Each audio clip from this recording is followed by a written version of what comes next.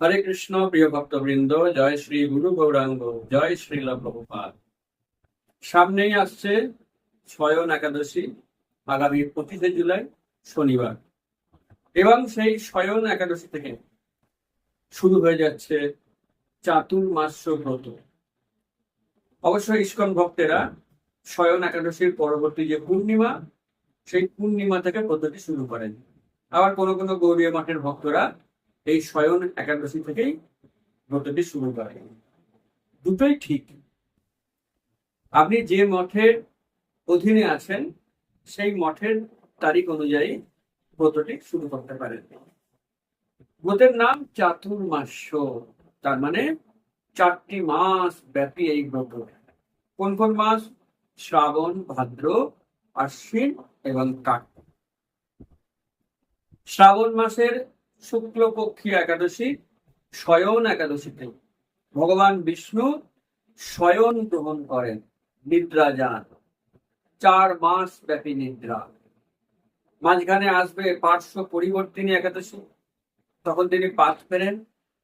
এবং পরিশেষে সেই কার্তিক মাসে আসবে উত্থান একাদশী, যখন তিনি শয়ন থেকে উঠে পড়েন। তো এই যে তার শয়ন গ্রহণ থেকে উত্থান, উঠে পড়া, এই 4 মাস ব্যাপী ভগবান বিশ্রাম করেন আর ভগবানের ভক্তেরা পরিশ্রম করেন।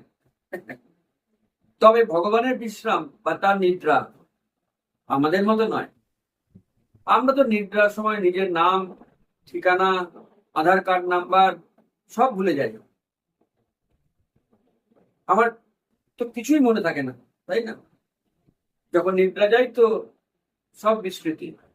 কিন্তু ভগবান যখন নিদ্রা যান তখনও সৃষ্টি কার্য করেন, ব্রহ্মাণ্ড সৃষ্টি হয়, ব্রহ্মাণ্ড প্রলয় হয়, পালন হয়। তাই তার এই যে যোগ নিদ্রা, এই যোগ নিদ্রার তার চোখ বন্ধ থাকলেও তার সক্রিয়তা বন্ধ হয় না। কারণ ভগবান যদি এক মুহূর্ত নিষ্ক্রিয় হয়ে যান তাহলে এই ব্রহ্মাণ্ড ধ্বংস হয়ে যাবে। তো ভগবান যখন চোখ বন্ধ রাখেন তখন আমরা কতটা পরিশ্রম করছি তার বিশ্রামের সময় ভগবান সেটি খেয়াল রাখেন এবং তাদেরকে তিনি অনেক অনেক পুরস্কৃত করেন। তাই শাস্ত্রে এই চাতুর্মাস্য ব্রত সম্পর্কে খুব সুন্দর কথা লেখা রয়েছে। ভবিষ্য পুরাণে বলা হচ্ছে, যো বিনা নিয়মং মর্ত ব্রতং বা যজ্ঞ মে বাবা চাতুর্মাস্যং নয়ন মূর্খ জীবন নবি মৃত হিস। অর্থাৎ যে ব্যক্তি নিয়ম, ব্রত, জপ ব্যতীত চাতুর্মাস্য যাপন করে সে মূর্খ ও জীবিত অবস্থাতেও সে মৃত তুল্য। চাতুর্মাস্য ব্রত না করলে সে জীবন মৃত, এরকম কঠোর বার্তা দেওয়া হচ্ছে। চাতুর্মাস্য ব্রত কি কি করবো আমরা পরে আসছি। তার আগে মূল যেটা বিষয়, 4টে মাসে 4টে খাবারকে বর্জন করতে হবে। সেটা কিরকম? স্কন্দ পুরাণের নাগর খণ্ডে লেখা রয়েছে, শ্রাবণে বর্জয়েৎ শাকং দধি ভাদ্র পদে তথা দুগ্ধম আস্ত যুজে মাসি কার্তিকে চামিসং ত্যজেৎ। শ্রাবণ মাসে সমস্ত রকমের শাক খাওয়া নিষেধ, কোন রকমের শাক খাওয়া যাবে না। ভাদ্র মাসে দই খাওয়া যাবে না।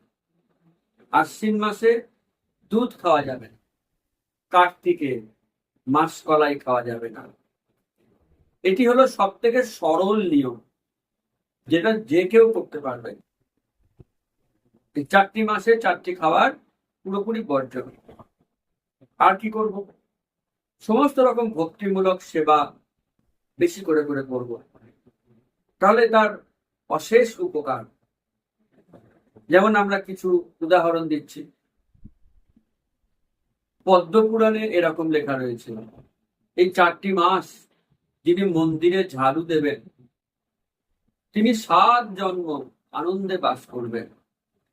এই 4 মাস ধরে যিনি ভগবানকে গঙ্গা জল, দুধ ইত্যাদি পবিত্র বস্তু দ্বারা স্নান করাবেন, তিনি ইন্দ্র সম ঐশ্বর্য লাভ করবেন। যিনি ধূপ দীপ নৈবেদ্য সহ নিত্য ভগবানের পূজা করবেন, তিনি অক্ষয় সুখ লাভ করবেন। যিনি ব্রাহ্মণকে তিল দান করবেন, তিনি সর্ব পাপ থেকে মুক্ত হবেন। যিনি 4টি মাস কীর্তন করবেন, তিনি পরবর্তী জীবনে গন্ধর্ব শরীর লাভ করবেন। যিনি এই 4টি মাস ভগবানের মন্দির পরিক্রমা করবেন, তিনি হংস বিমানে করে বৈকুণ্ঠে যাওয়ার সুযোগ পাবেন। যিনি এই 4টি মাস নখ কাটবেন না, চুল কাটবেন না, তিনি প্রত্যেক দিন গঙ্গা স্নানের উপকার লাভ করবেন। কিন্তু আমরা এটা করি না, কারণ প্রচার করতে গেলে সবসময় ফিটফাট থাকতে হবে, পরিষ্কার পরিচ্ছন্ন, তা না হলে প্রচার হবে না। তিনি এই 4 মাস মৌন ব্রত পালন করবেন। মৌন ব্রত মানে কৃষ্ণ কথা ছাড়া বলবো না, চুপ থাকাটাই মৌন ব্রত নয়। কৃষ্ণ কথা ছাড়া প্রজল্প করব না। যদি কেউ করতে পারেন, তাহলে তিনি যা বলবেন সেটাই ফলে যাবে। এই 4 মাস বিষ্ণু পাদপদ্মের বর্ণনা করবেন। তিনি গোদানের ফল লাভ করবেন। যিনি ভগবানের মন্দির মার্জন করবেন, তিনি স্থায়ী রাজ্য লাভ করবেন। যিনি মন্দিরে সংকীর্তন করবেন, তিনি ভগবানের পার্শ্বদত্ত লাভ করবেন। আর যিনি এই 4 মাস নিত্য শাস্ত্র প্রচার করবেন, তিনি বিষ্ণু লোক প্রাপ্ত। এরকম অনেক অনেক মহিমা রয়েছে 4টি মাসে। অতএব ভক্তগণ, সাধারণভাবে বলতে গেলে এই 4টি মাস আমরা সর্বপ্রকার পাপ কর্ম এড়িয়ে চলব, সর্বপ্রকারের ভক্তিমূলক সেবা করব, যেগুলো বললাম, মন্দির পরিক্রমা, ঝাড়ু দেওয়া, মার্জন করা, ভগবানের সেবা, প্রচার,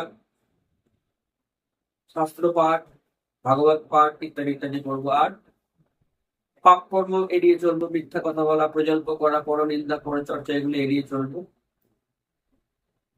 সেটি অত্যন্ত মঙ্গলজনক।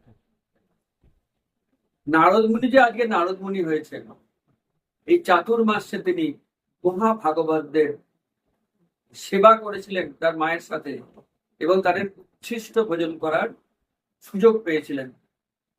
তার ফলে তিনি নারদ মুনির মতন ব্যক্তি হতে পেরেছেন। শ্রীকৃষ্ণ চৈতন্য মহাপ্রভু যখন দাক্ষিণাত্যে গিয়েছিলেন, তখন চাতুর্মাস্য ব্রত করেছিলেন। এই 4টি মাস তিনি দাক্ষিণাত্যের বেঙ্কট ভট্টের পরিবারে অবস্থান করেছিলেন, এবং তার সঙ্গ পেয়েছিলেন বেঙ্কট ভট্টের শিশুপুত্র গোপাল ভট্ট। আর সেই গোপাল ভট্ট এই মহাপ্রভু চাতুর্মাসে সঙ্গ পাওয়ার কারণে বড় হয়ে সরগোস্বামীর অন্যতম গোপাল ভট্টে রূপান্তরিত হন, এবং তার ভক্তিতে রাধা রমনজি প্রকট হন। জয় শ্রী রাধা রমন কি জয়। এগুলো সব চাতুর্মাসের প্রভাব। এবং এই চাতুর্মাসে একের পর এক উৎসবের মাস। বলরাম জয়ন্তী, ঝুলন পূর্ণিমা, রাখি পূর্ণিমা, জন্মাষ্টমী, রাধাষ্টমী, তারপরে তো কার্তিক মাসে তো কত উৎসব। তো আমরা 4টি মাস ধরে একের পর এক উৎসব পালন করব, ব্রত পালন করব, ভক্তি করব, সেবা করব, এবং অশেষ সৌভাগ্য লাভ করব। তো ভক্তগণ, আপনাদের সকলকে অনেক অনেক ধন্যবাদ পুরো ভিডিও শোনার জন্য। অবশ্যই একটা লাইক দেবেন, কমেন্টে হরে কৃষ্ণ লিখবেন, নতুন হলে চ্যানেলটি সাবস্ক্রাইব করবেন, আর আপনার বন্ধু বান্ধব সকলকে শেয়ার করবেন। হরি বল।